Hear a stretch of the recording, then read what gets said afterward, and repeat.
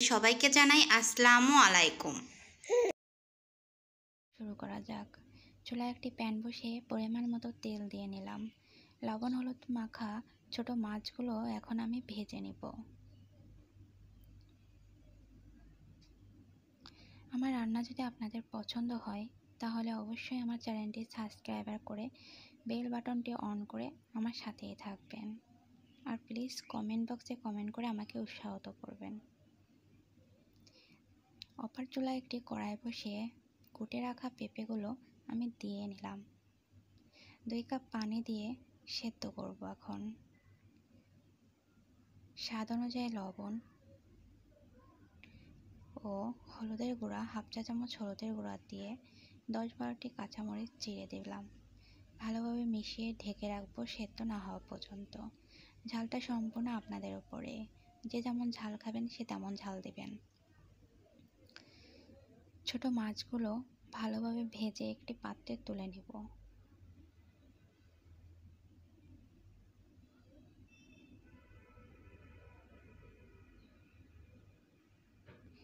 পেঁপেগুলো আমার সেদ্ধ হয়ে গিয়েছে। আমি এখন একটি উড়নের সাহায্যে এগুলো ঘুটে নেব। পেঁপেগুলো আমার ঘুরতে ঘুরতে পানিটাও শুকিয়ে যাবে। দেখুন আমার পেঁপে ঘোটাটা কমপ্লিট। এখন একটি প্যান বসিয়ে দিলাম। পরিমাণ মতো তেল দিয়ে 2-3টি পেঁয়াজ কুচি দিয়ে দেব। একটি রসুন কুচি দিয়ে দেব। পেঁয়াজ আর রসুন কুচিটা দিয়ে নিলাম, একটু ভেজে নেব। পেঁয়াজ আর রসুনটা কিছু সময় ভেজে নিলাম। আমি ভাজা পেঁয়াজ রসুনের ভিতরে অল্প পরিমাণ জিরা বাটা দেব। এটা সম্পূর্ণ আপনাদের উপরে।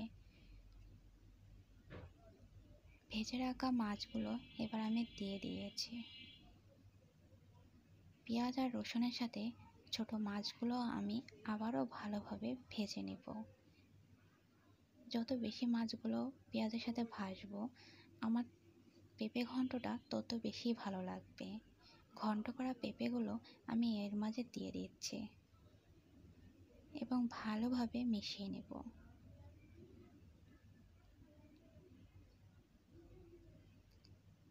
খুব সুন্দর একটা গন্ধ বেরিয়েছে। দেখুন আমার পেঁপেটা ভালোভাবে মেশানো হয়ে গিয়েছে। আমার রান্নাটা প্রায় হয়ে এসেছে।